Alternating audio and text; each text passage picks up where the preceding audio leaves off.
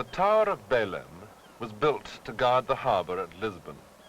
At its centre, watching over the gun platform, sits the patron whose favour the Portuguese explorers most valued.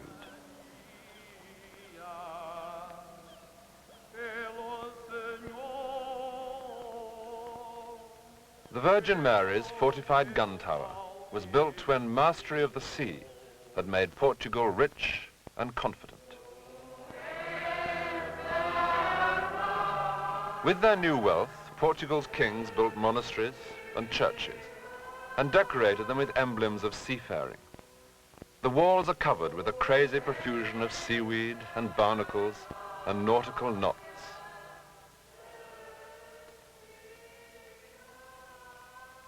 Strange decoration for a church.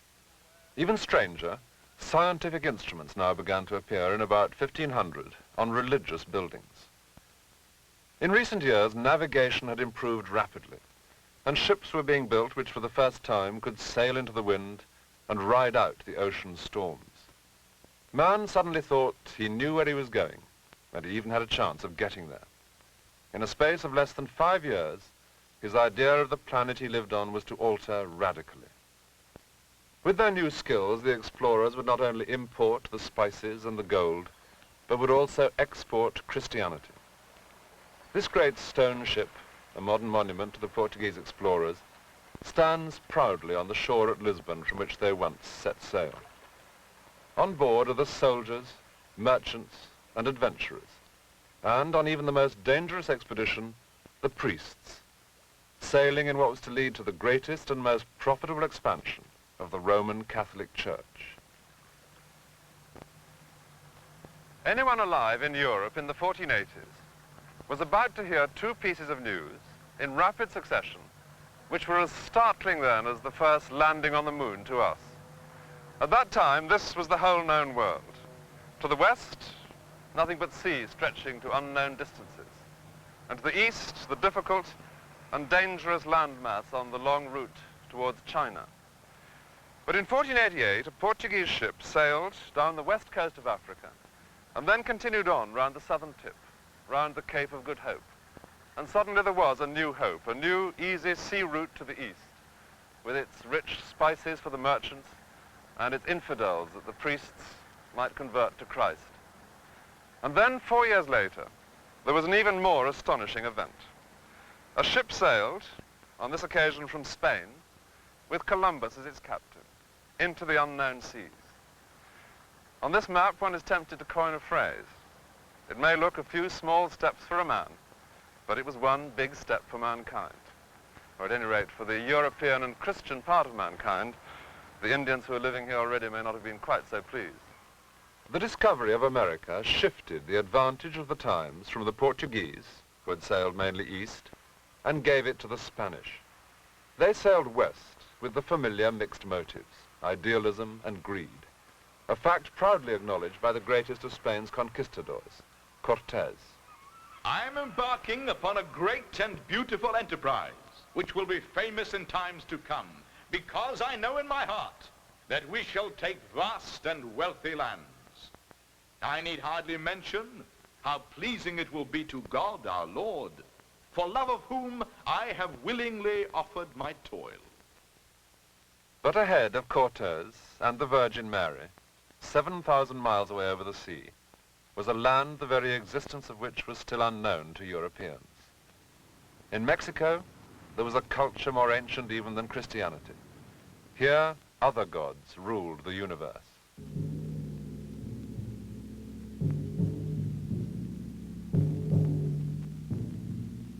This was a world which was kept in balance only with the help of more than 40 gods. Deep in the center of the country was the birthplace of the gods, the first great temple city of Mexico, Teotihuacan, which means city of the gods. This was a busy and important place 20 centuries ago, at the time of Christ. Its two chief monuments are the Pyramid of the Moon and the even more massive Pyramid of the Sun. It was believed that the gods had created the sun here, but the sun refused to move. It needed blood, and so the gods gave it their own. At that stage in Mexico, the blood of the gods was enough to keep the sun going, to bring him up each dawn after the dark night. That pleasant theory was good enough for Teotihuacan, which seems to have been a peaceful place.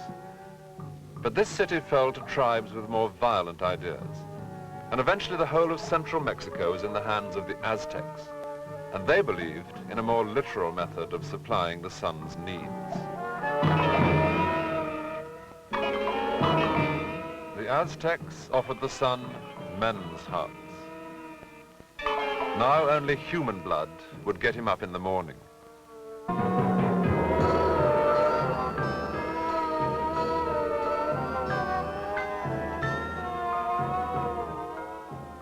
It was a world in which the value of human life increasingly came to seem a matter of small importance compared to the demands of the gods. This massive figure is one of a group of warriors who once supported the roof of a temple here at Tula, some centuries before the Aztecs took over. By the time the Spaniards arrived in Mexico, the Aztec ceremonial year was one grisly round of human sacrifice. Children were drowned to please the rain god. Women danced in the temple knowing that as they did so their heads would be slashed off. Prisoners were flayed so that the priests could dress up in their skins. And above all, there was the terrible thirst of the sun.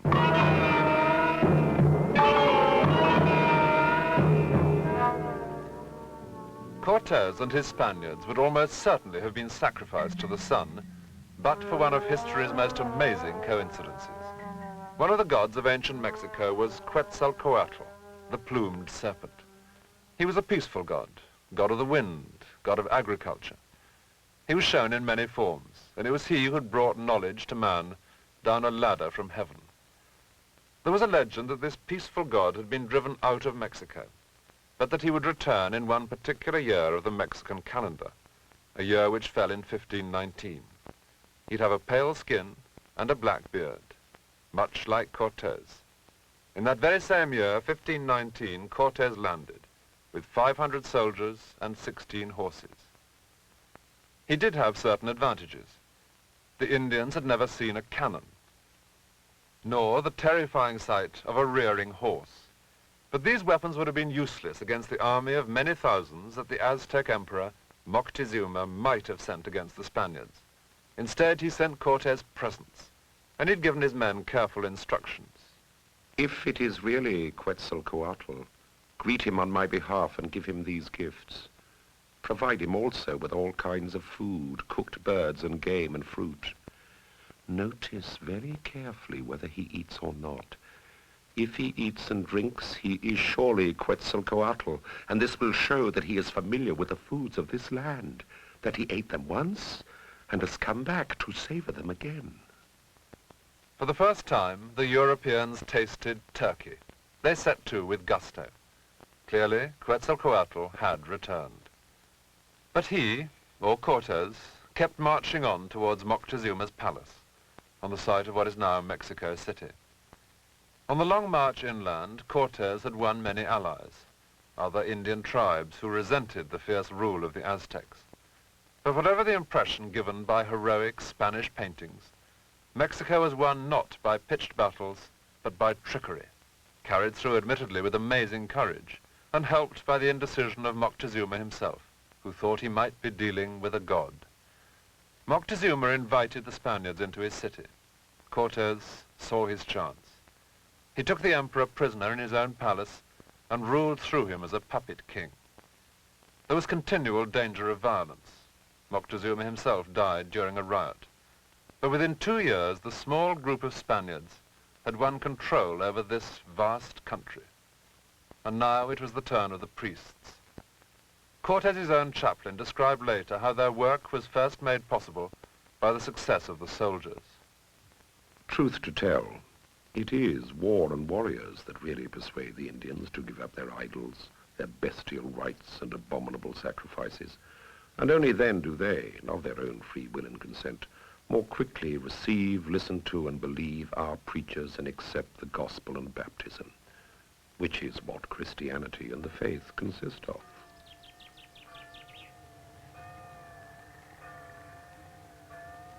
When you've conquered a huge country at such speed and with so few men, you need garrisons and castles to hold it down. This building at Acolman, not far from Mexico City, was begun within 20 years of the conquest. It looks like a fort, with its massive walls and its lack of windows. In fact, it's a church, built for a convent of Franciscan friars and deliberately placed near Teotihuacan, the birthplace of the Mexican gods. The church was the largest and the most important building in each new Spanish settlement. It was also the obvious place for the European minority to shelter in a crisis. The richly ornamented west front could be anywhere in Spain, except for the roofline, which reflects the possibility of an uprising here at Acolman. It was designed so that cannon could peep out from between the battlements. In the end, no shot was fired. It wasn't needed because the spiritual conquest of Mexico had been almost as rapid as the military one. In no time at all, the priests were baptizing Indians in vast numbers. One friar even claimed 200,000 baptisms to his own hand, 14,000 of them, he said, in a single day. Admittedly, the Indians may often have been baffled by much of what they were being taught. To give an extreme example, there was one friar who spoke no local language, but who traveled from village to village exhibiting large paintings of heaven and of hell. To add to the cautionary effect of hell, he had with him a portable oven in which he roasted live cats and dogs. Their cries, he considered, would have a very moral effect, and no doubt his audience was riveted. But there were many friars who did make considerable efforts to try and understand the local people and their local ways. In order to do so, they learnt their languages. They even tried as far as possible to join in an Indian way of life, so as to bring Christ more fully home to his new converts. Above all, they were eager to prove that Christianity was a gentle religion. But here they came up against one immediate problem: how to represent the crucifixion. The new God that the Spaniards brought with them showed every sign of being a sacrificial victim. It was difficult to present this image as a total change from Mexico's own rivers of sacrificial blood.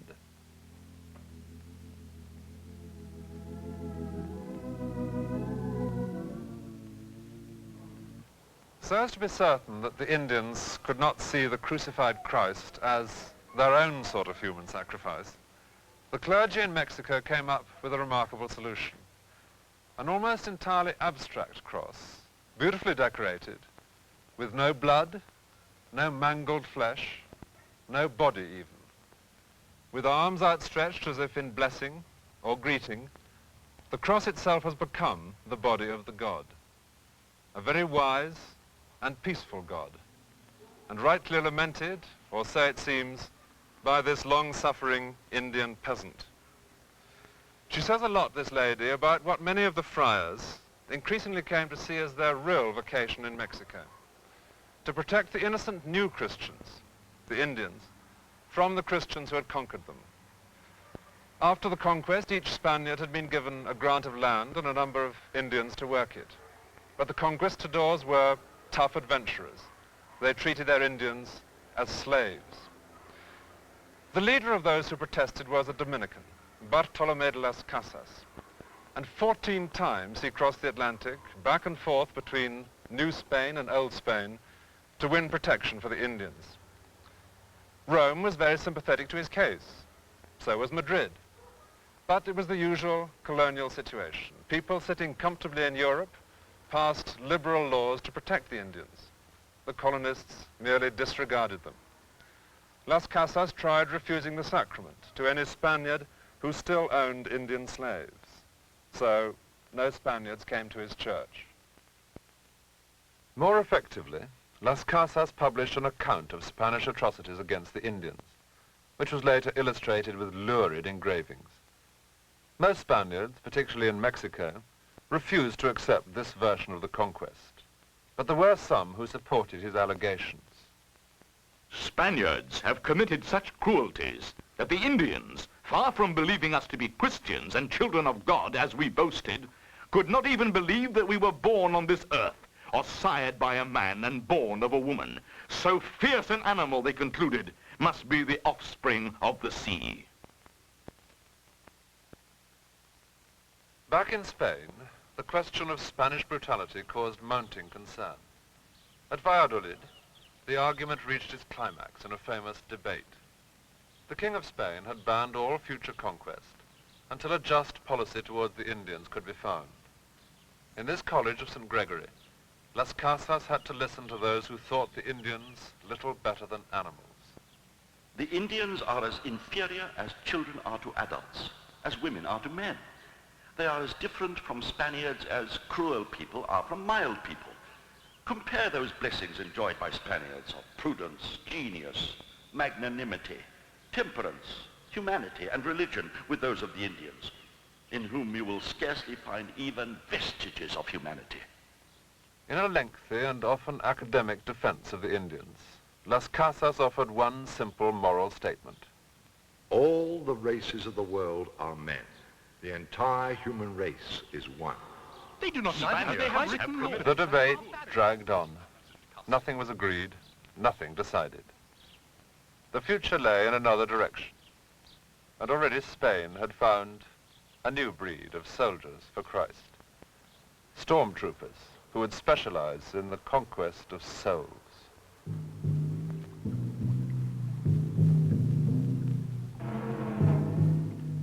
They were the Jesuits who would spread the Catholic faith by argument. Rome had been winning souls in Latin America, but she'd been losing them in Europe to Luther and the Reformation. The Jesuits became the spearhead of the Catholic response, the Counter-Reformation.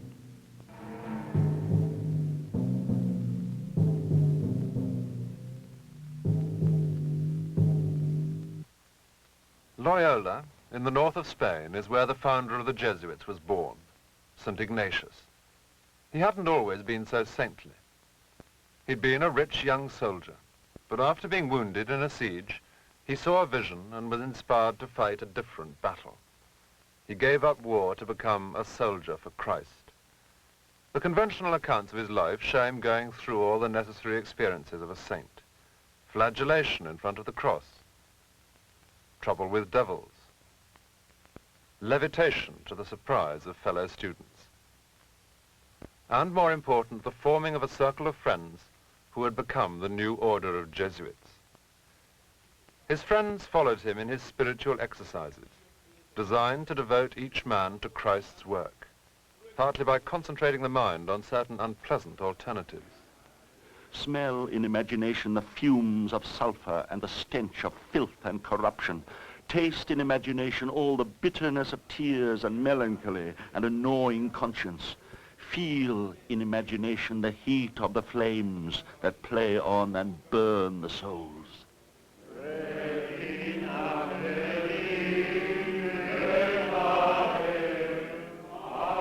The Protestant reformers had recently found much to criticize in the Roman Catholic priesthood. The Jesuits were evidence of Catholic reform. Their almost military obedience was offered by Ignatius to the Pope himself.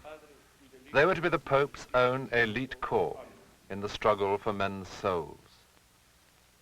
The struggle became increasingly bitter. A painting of the next century saw the contest for souls as a fishing competition. Many people had hoped that the two boats, Catholic and Protestant, might draw closer together now that both sides were interested in reform. Both, after all, shared one common task, getting the souls on board. And recently the Protestants seem to have been rather better at that. But any hope of compromise was ended by the Catholics at the great Council of Trent, which established the idea of Counter-Reformation. From now on, a Catholic soul was made to seem as different from a Protestant one as could possibly be, and as self-confidently different as the new face of Rome herself. The new St. Peter's was begun in the immoral days of the Renaissance popes. It was to be completed in the strict Rome of the Counter-Reformation. Everyone, by now, was becoming indignant at the Church's recent past. One of the young men joining the Jesuit order here in Rome did so when he discovered, to his horror, that he was the son of a priest, that he was the grandson of a bishop, and that both his mother and his grandmother were nuns. With such a background, reform acquires an exciting edge. Puritanism becomes unusually attractive, and Rome was fast becoming puritanical. The Vatican's naked statues had delighted both Michelangelo and the popes of the Renaissance. But now they had to be made decent, with old Adam's fig leaf, which they still wear today. Even Michelangelo's Pietà was criticized. Pietà? That inventor of obscenities, Michelangelo, is concerned only with art, not with piety. Catholic art was now going to concern itself with piety in the most schoolmasterly fashion. The Jesuits commissioned this sculpture in which every pretty detail carries its message. A cherub tears up the work of the Protestant reformer Zwingli. Martin Luther's books are crushed underfoot. Heresy is at its final gasp. The Vatican had recently set up a department for propagating the faith, in Latin, propaganda fidei, from which we get our modern word, propaganda. The Jesuits made much of the new flamboyant Baroque style, well suited to propaganda. In this Jesuit church, the ceiling is full of a swarm, it's the only word, of flying saints, any one of whom could speak on a Catholic sinner's behalf to Christ. It's a pointed denial of the Protestant claim that a Christian needs no middleman between himself and God. In the center, Christ carries his cross up towards his even more distant Father. And just below Christ, naturally, is the Jesuit saint whom this particular church in Rome honors, Ignatius of Loyola. The great climax of Baroque propaganda in Rome is St. Peter's itself. This operatic self-confidence deliberately exalts St. Peter, in itself a rebuke to the Protestants, because Catholics regard Peter as the first pope. St. Peter's throne, surrounded by an explosion of gilded saints and cherubs, is watched over benignly by the Holy Spirit.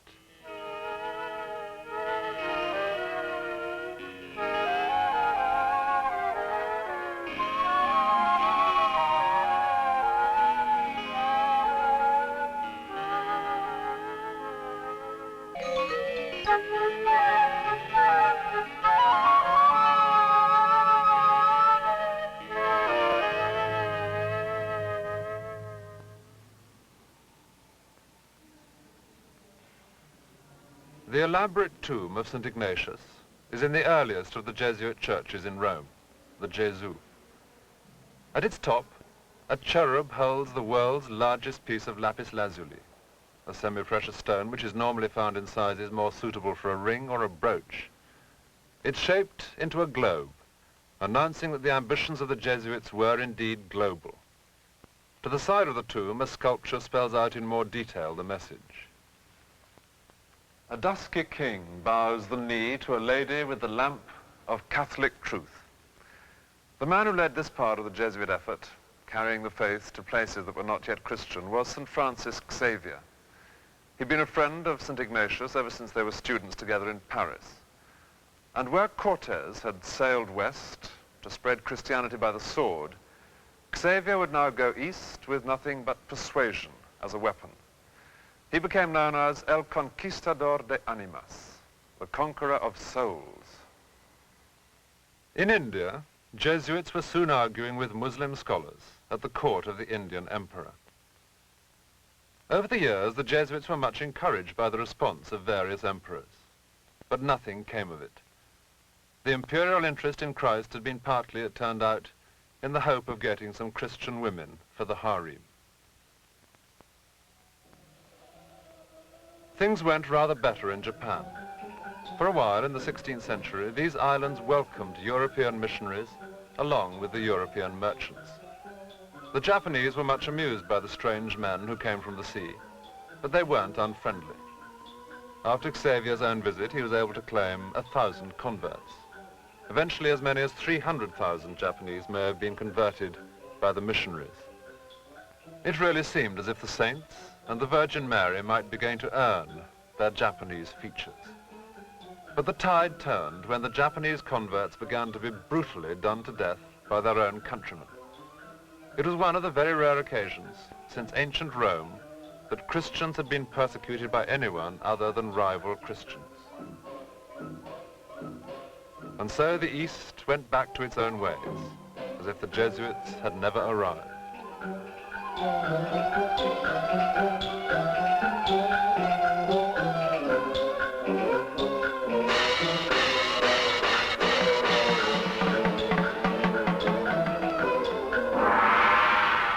Today, a mere handful of Christians in Asia are the only living result of all the Jesuit efforts in the East. In that area, their Baroque self-confidence had come to nothing. It's a sad irony, but one that's all too familiar in Christian history, that the message of love seems to be most quickly learnt when it is preached with the sword. The Jesuit failure in the East was in contrast to the apparently total success of the brutal Spanish crusade to the West. The whole of Latin America became ostensibly Christian. There, it really did seem that all the peoples of the New World were on their knees to the lamp of Catholic truth.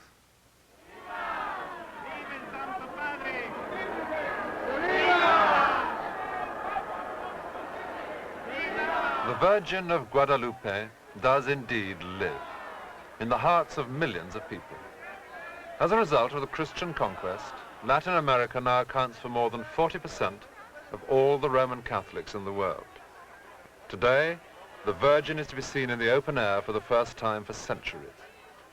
The Spanish filled in the Emperor Moctezuma's lake and built for the Virgin a church. But over 300 years it has subsided, one of Moctezuma's slower revenges, until it's no longer a fitting home for Mexico's best-loved image.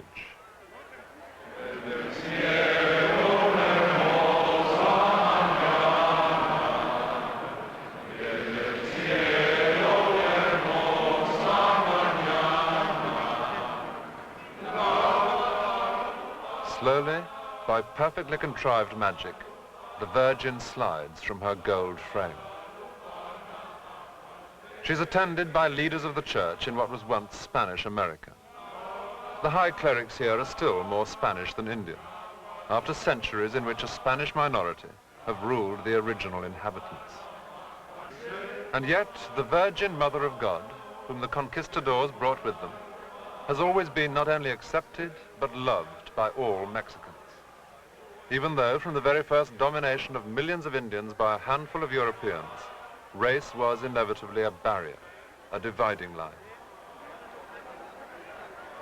In the central or Aztec part of Mexico, the problem of race was solved by an early miracle. This hill, which now overlooks Mexico City, the hill of Guadalupe, had been sacred to a goddess Tonantzin, who herself was the Virgin Mother of several other gods. But in 1531, an Aztec convert to Christianity was up here when he saw a vision. A beautiful lady, dressed in rich clothes, appeared to him and told him in his own language that she was the Virgin Mary. And she added, and this was the essential detail, that she was one of his own kind. Well, he asked how he could prove that he had seen her, and she told him to gather all the flowers on his hilltop. He did so, he put them in his cloak, and he carried them to the local bishop. And when he came to tip them out of his cloak to the bishop, the miraculous image of the Virgin was found to be imprinted in the cloth.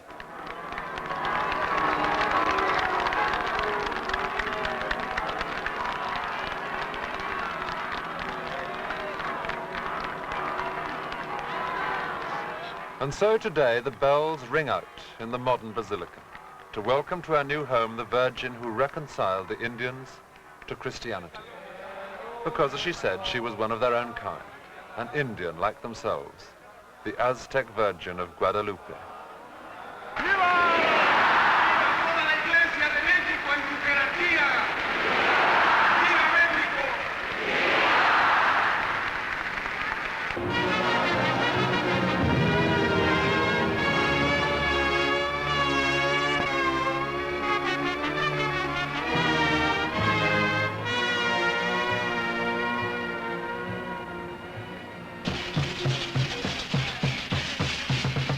Outside the new basilica, Indians dance while they wait for the dignitaries to leave. Later they'll go into the church themselves to attend Mass and to pay their respects to their own Virgin.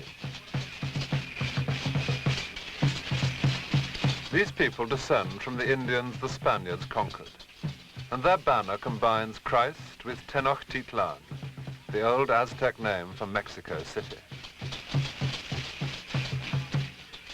At the time of the conquest, a group of Aztec Indians were taken by one of Cortes' lieutenants to work the land in the southernmost part of Mexico, in what is now Guatemala. In this greater isolation, the Indians were free to adapt Christianity.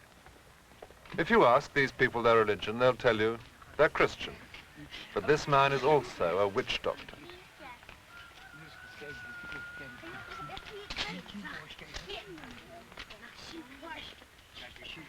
He's on his way to visit the local idol, Pascual Abach.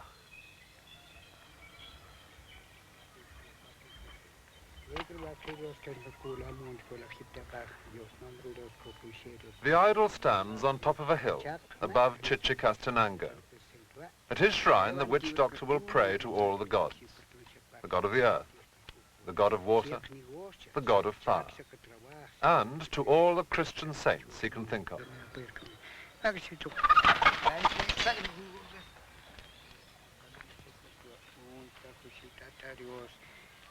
The god needs strength, like the Aztec god of the sun. He's offered alcohol to make him strong. And the same pick-me-up suits the god of fire.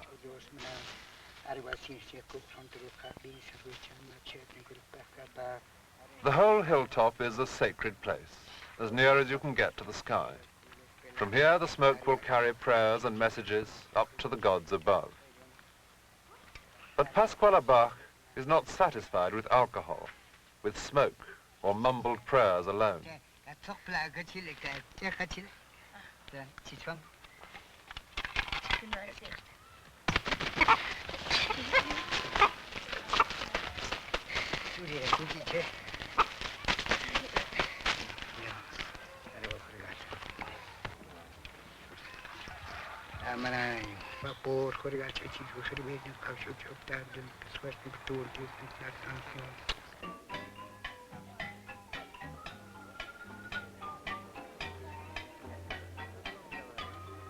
Below the hilltop shrine of Pascual Abach, in the town of Chichicastenango, a god who has arrived more recently has taken up his residence.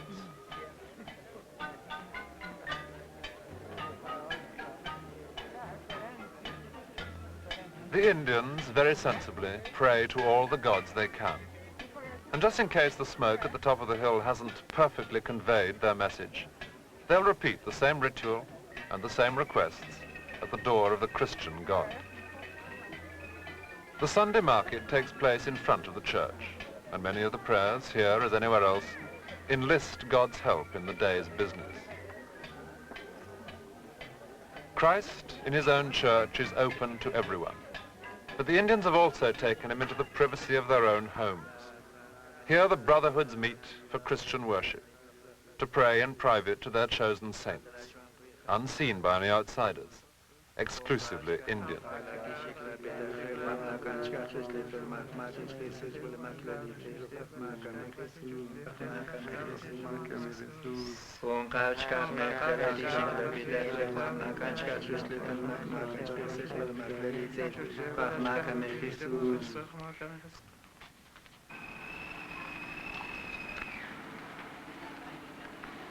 Immediately after this private Christian ceremony, the brotherhoods leave their various houses to join with the rest of Chichicastenango in the normal Sunday service of any Roman Catholic community.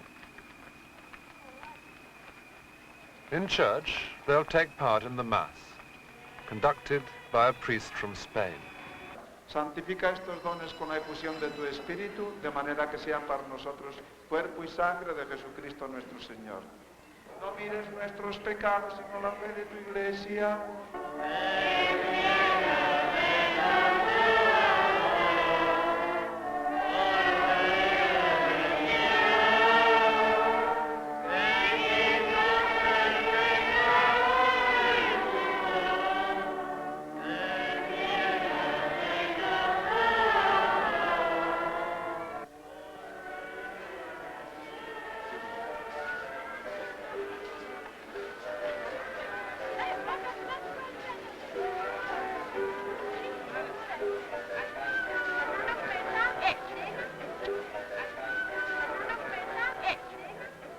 On a normal Sunday, a brotherhood will come to church as a group, receive the sacrament as a group, and leave as a group.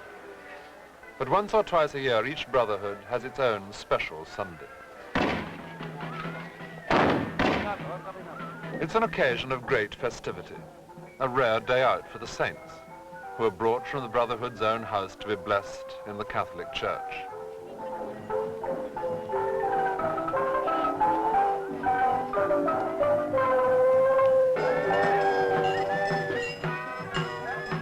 One of the saints to be blessed is a crusading knight on a horse. He's St. James, the patron saint of the Christians who drove the Moors from Spain.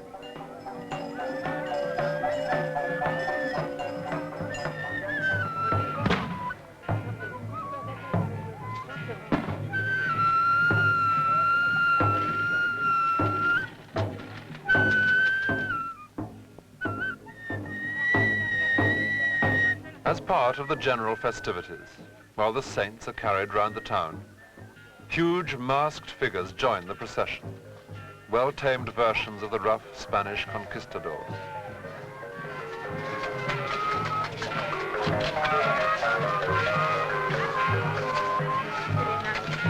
Here, in a pleasantly humorous form, are the pale faces and the beards of the men who brought to Latin America a new faith. A faith which the Indians made very much their own.